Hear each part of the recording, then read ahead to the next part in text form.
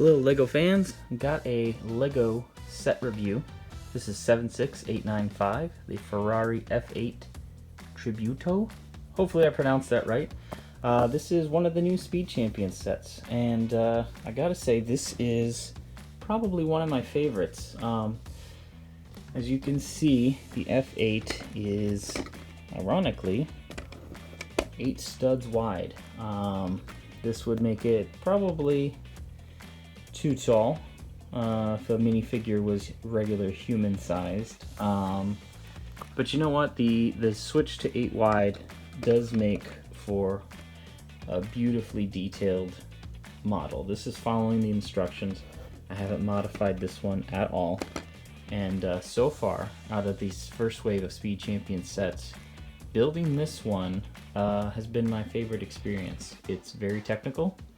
There's lots of creative construction at work here, and as a fantastic bonus, I think it looks decently like the car that it's supposed to be. I mean, we're talking 8 studs wide, turning that into that, and I think the Lego designers did a fantastic job.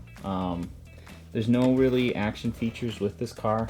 I mean, it is just more for play and display, and I think that's where it excels really well, because it is sturdy. The wings, you know, they're attached by 1x1 clips. They can bend out of position sometimes or just come off entirely, but they're really the only part of the entire car that I have found to be fragile or breakable in any way.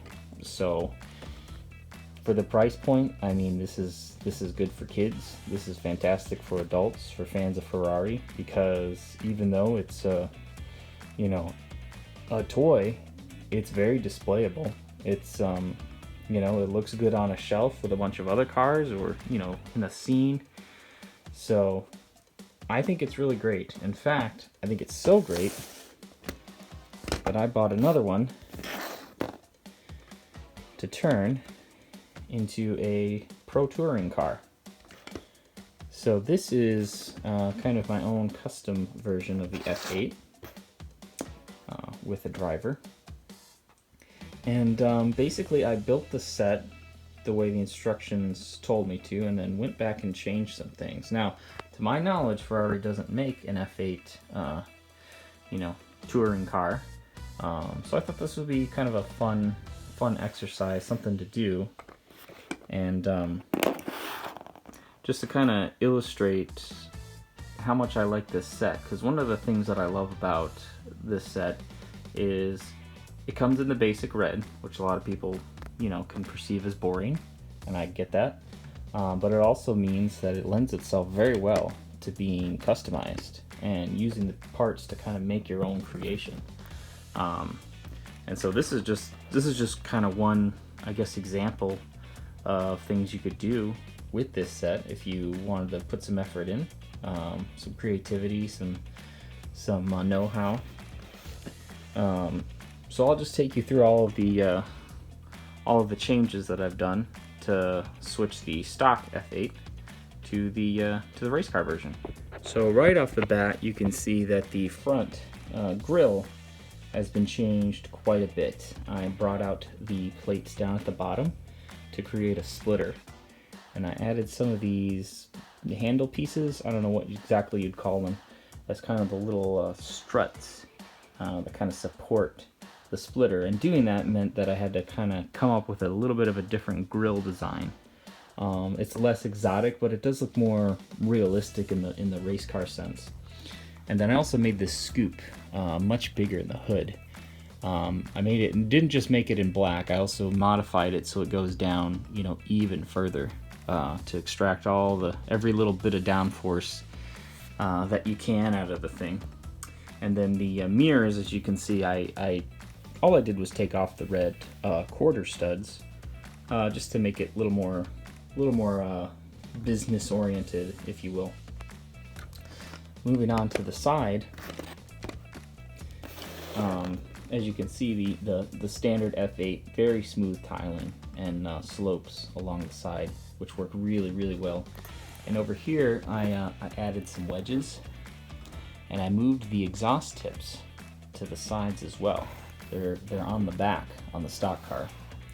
And then I used some stickers that I had from some of my older Speed Champions Ferrari sets, just to kind of give it a little bit of a livery. And then I added this scoop on the hood. The standard one is just smooth, and the glass, that's meant to be an extension of that rear glass piece on the real car. That's all one kind of continuous thing.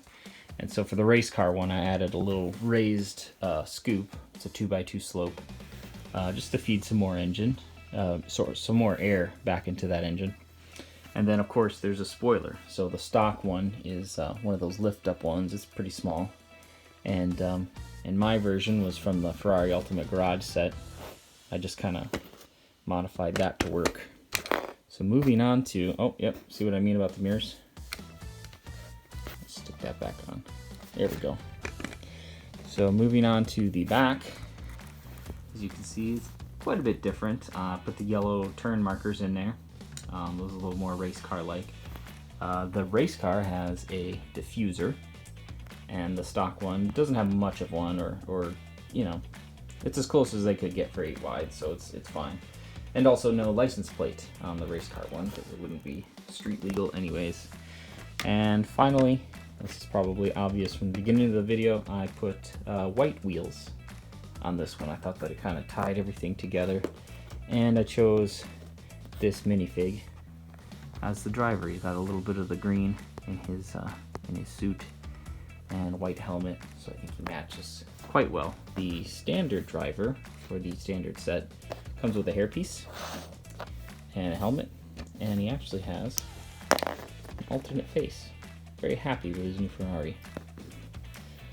So yeah, that's my set review. That's my somewhat mock that I did of the F8. Overall, I would say that this set is great. It's great for play, it's great for customizing, and anyone who's a fan of cars or Legos or Ferrari in general, I would recommend this set too. It's not too expensive at $20, and I think you get a lot for your money. So thanks for watching this, and I hope you guys have a great day.